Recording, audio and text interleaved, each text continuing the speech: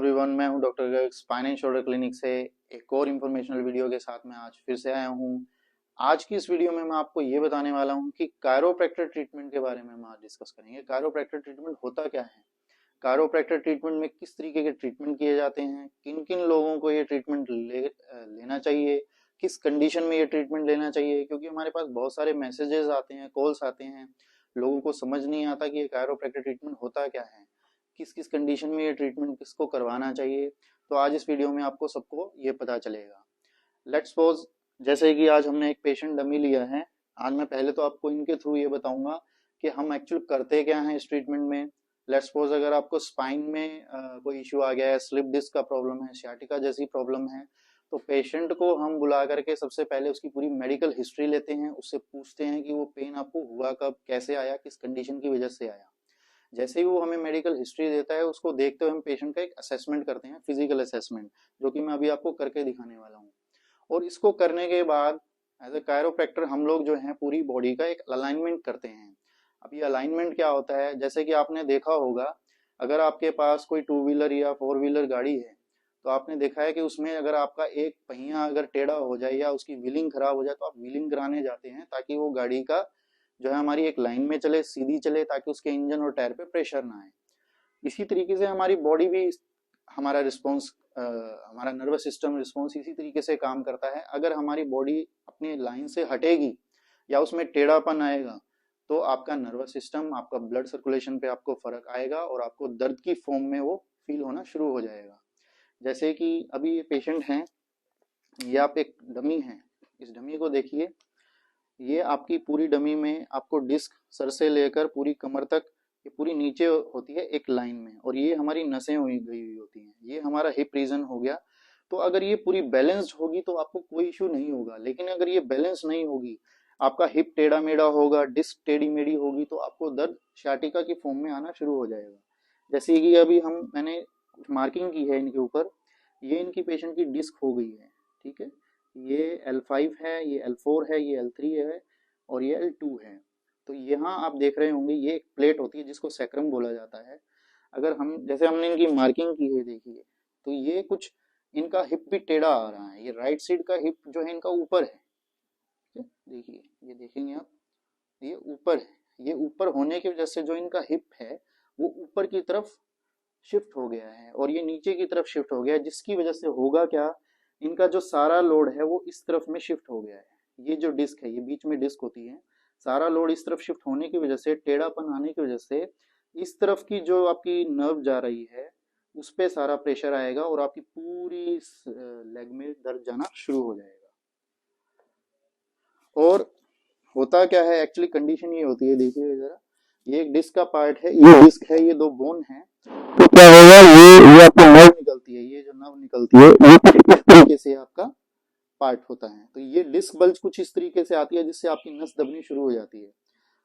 तो हमें क्या करना होगा, इस हिप को हमें वापस पैरेलल करना होगा। ये वापस अगर हम इसको नीचे ले आते हैं एक लाइन में, तो ये ठीक हो जाएगी। इनकी नस जो है यहाँ से रिलीज हो जाएगी, डिस्क वापस अंदर चली जाएगी और पेन इनका धीरे धीरे जाना शुरू हो जाएगा। इस प्रोसीजर में थोड़ा सा टाइम जरूर लगता है, लेकिन कुछ 15-20 दिन में या महीने भर में पेशेंट एकदम बिल्कुल ठीक हो जाता है। अभी हम इसका नेक्स्ट पार्ट करने जा रहे हैं, पेशेंट पे परफॉर्म करेंगे। कायरोप्रैक्टर को करा कैसे जाता है, इस वीडियो के माध्यम से मैं आपको ये दिखाऊंगा। अभी पेशेंट को हमने लिटा लिया है बेड पे। अभी मैं आपको एक चीज और दिखाने जा रहा हूँ। पेशेंट का हमने असेस किया, एक पार्ट मैंने आपको दिखाया, अभी सेकंड पार्ट और देखिए जरा। कैमरामैन से कहूंगा थोड़ा नजदीक आके दिखाइएगा जरा इनको।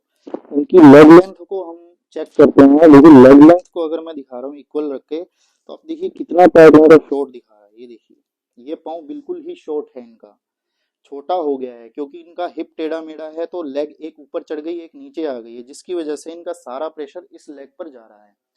तो जब तक हम इसको करेक्ट नहीं करेंगे, तो आप कोई भी ट्रीटमेंट ले लीजिए, कोई भी मेडिसिन खा लीजिए, आपको रिलीफ परमानेंट नहीं मिलने वाला। आपको परमानेंट रिलीफ की तरफ जाना है तो आपको ये अलाइनमेंट पहले ठीक करना होगा, और तभी पेशेंट को जो है रिलीफ मिलना शुरू होगा। तभी हम इस पे परफॉर्म करेंगे। चलो, ढीला रखिए, बॉडी को रिलैक्स रखिए, एकदम आप एकदम लूज और ढीला, ठीक है, लूज। हम पूरे जॉइंट्स को रिलीज़ करेंगे, क्योंकि पेशेंट को जो पेन है वो लेग्स में जाते हुए फीट में भी आ जाता है। ढीला रखिए, लूज लूज, ठीक है। आप ऐसे पकड़ लीजिए, ठीक है। बॉडी को एकदम रिलैक्स रखेंगे, एकदम लूज होना चाहिए, एकदम लूज। एक डीप ब्रीथ कीजिए, आउट, बॉडी रिलैक्स, लूज।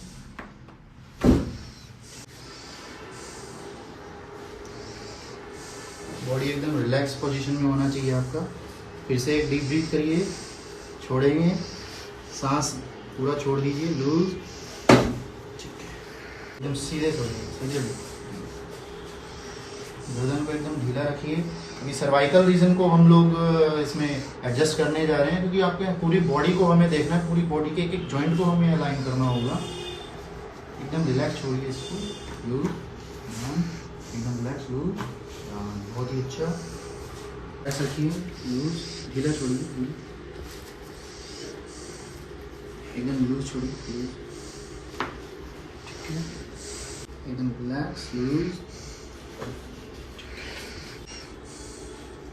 एक deep breath, out, loose, relax रखिए, एकदम ढीला छोड़िए बॉडी को, और ढीला, लूज,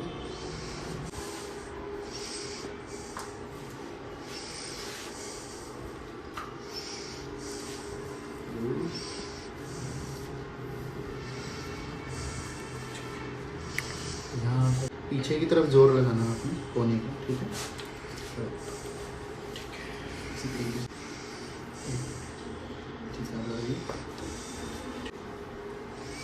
हाँ, सर पे एक लंबा सांस खींचेंगे, आउट, बॉडी को रिलैक्स, लूज, ठीक है। ट्रैक्टर सेशन हमने ले लिया है, अलाइन हमने कर दिया है। ये जो डेमो था ये सिर्फ आपको बताने के लिए किया गया था। पेशेंट का जो रिजल्ट है वो डिपेंड करता है कि उनकी कंडीशन क्या है। कंडीशन को कई बार चेक करने के लिए हमें उनकी एमआरआई, एक्सरे वगैरह भी कई बार देखना पड़ता है। अगर पेशेंट की हिस्ट्री 5 साल 10 साल पुरानी रही है, उसी हिसाब से उनको रिजल्ट मिलते हैं। लगभग तो चांसेस होते हैं, अगर हम ठीक तरीके से जा रहे हैं, पेशेंट 80 से 90% कवर कर सकता है किसी भी कंडीशन में। लेकिन कई बार क्या होता है कि पेशेंट का अगर 5 या 10 साल से ऊपर पेन चला गया है और वो उसकी एमआरआई में भी कुछ एक आध और कंडीशन भी हम लोग देखते हैं, अगर वो उस कंडीशन पे ऑलरेडी खड़ा है तो वहां पे शायद पेशेंट को रिजल्ट नहीं आता। तो लगभग 90% रिजल्ट आने के चांस है और 10% चांसेस भी होते हैं कि आपको रिजल्ट ना भी आए। तो आप इस कंडीशन में एक बार जरूर हमें दिखाने आ सकते हैं और देखकर हम ताकि आपको बता दें कि आप ठीक हो सकते हैं कि नहीं हो सकते हैं। इस वीडियो को देखने के लिए थैंक यू और ज़्यादा से ज़्यादा शेयर कीजिए। Thank you.